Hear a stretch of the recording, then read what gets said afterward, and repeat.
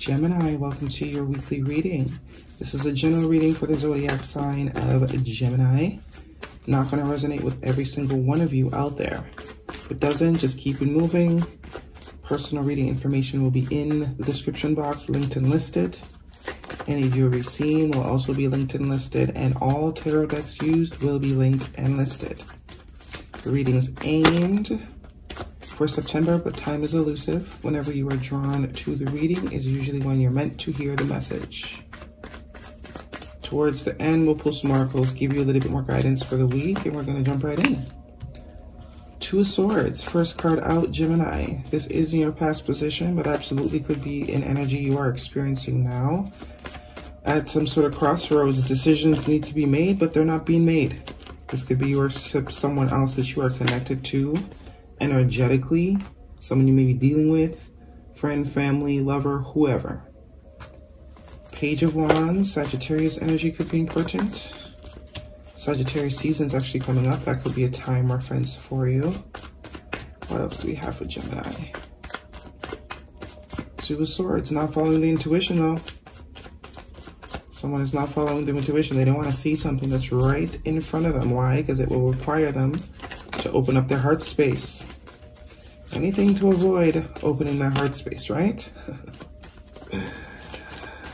What else do we have for Gemini? Come on, usually got so much to say, yeah. Three of Swords. What else for Gemini? So you're progressing. You're going from the 2 to the 3 in Swords. Well, usually that's what happens when we don't follow our intuition. This is where it ends up. This is what we're trying to avoid. But this is usually where it ends up either way, because you can't avoid what is meant to happen.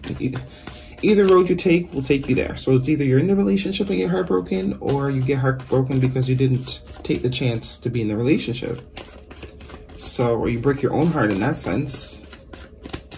But I mean, there's certain lessons you just can't avoid, man. That's the whole part of life. That's what life is all about. Learning lessons and moving to the next level. And just like in any game, you can't move to the next level until the previous level is conquered. So you can try and avoid levels all you want, but then guess what happens? You know, it just becomes a boring ass game that you don't want to play anymore. Because everyone's up at level 15, 16, and you're still at level 3 because you're afraid of what kind of monsters are in level 4. So, don't know where that came from, but let's keep going. 2 more cards for Gemini, please. It's all about feelings. It's funny. Because what it seems to be avoided is a very, very pure connection. This could be someone else, obviously. Put yourself where you fit. The avoiding is a pure connection. Someone is avoiding a pure connection. That's what they're trying to avoid.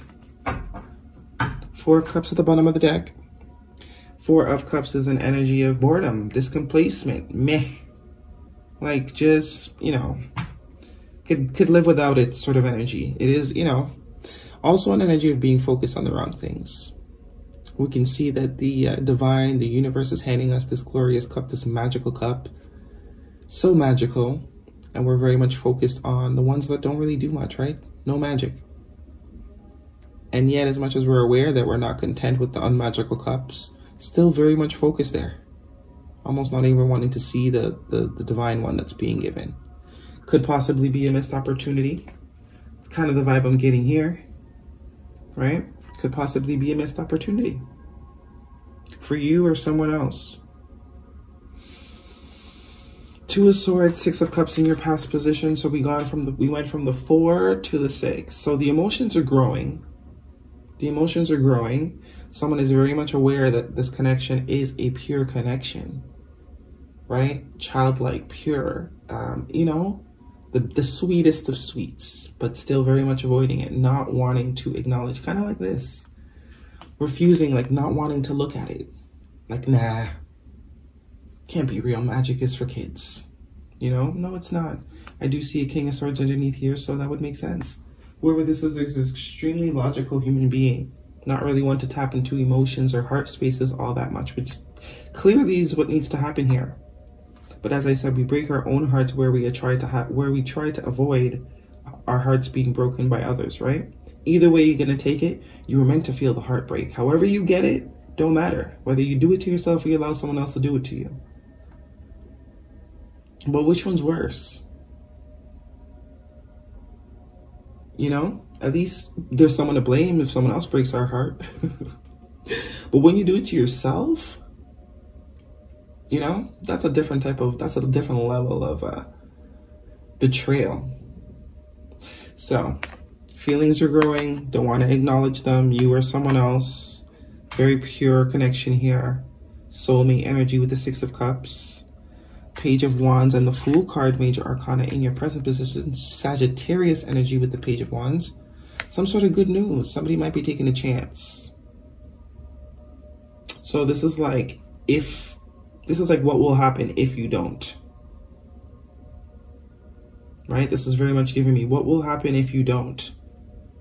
Present position, Fool and the Page of Wands.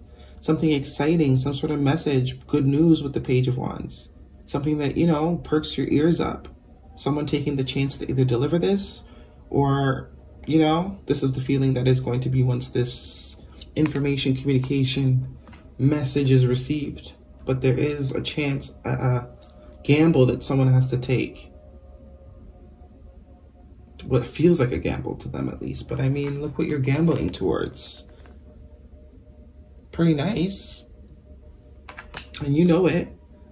You know it, or else the avoidance wouldn't be there. And what else tells me you know it is this High Priestess, major arcana for Pisces energy that is coming with the Three of Swords. It's like someone knows if they don't take this chance, they're actually going to break their own heart. Someone is fully aware. 2 2s here as well. High Priestess is very extremely intuitive energy. The letter B and J could be significant to you. Someone that says very little but knows a lot. So, almost telling me that there is no avoiding this. Kind of the vibe I was getting in the beginning. There is no avoiding this. Let's get some oracles for Gemini. I mean, this could be you, very cerebral person, right? Or you're dealing with another air sign. But someone is about to break their own heart if they don't take a chance. Either way, it's almost like not taking the chance is what's actually going to break your heart. Taking the chance is not where the problem is. But you're perceiving it that way.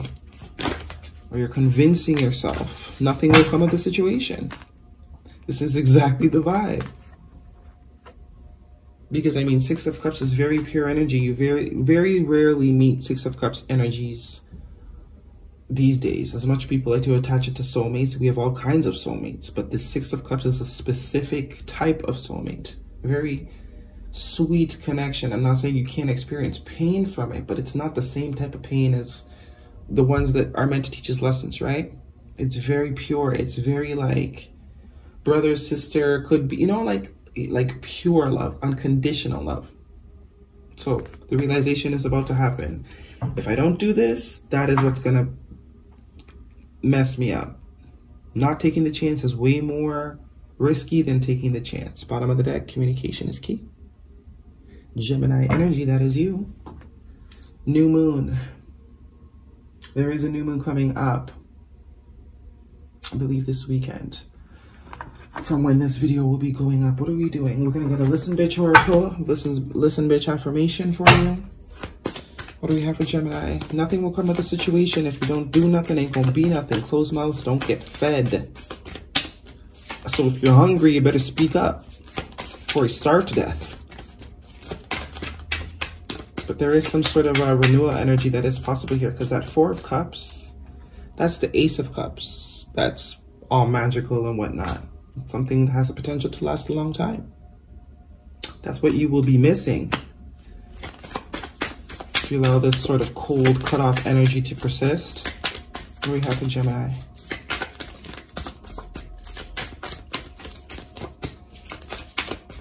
And 2 out of 2 major arcana here, yeah. This cannot be avoided. This is the beginning. This new beginning has to happen. It needs to happen. It's for your soul growth. It's to help elevate you. Something vital that needs to be learned.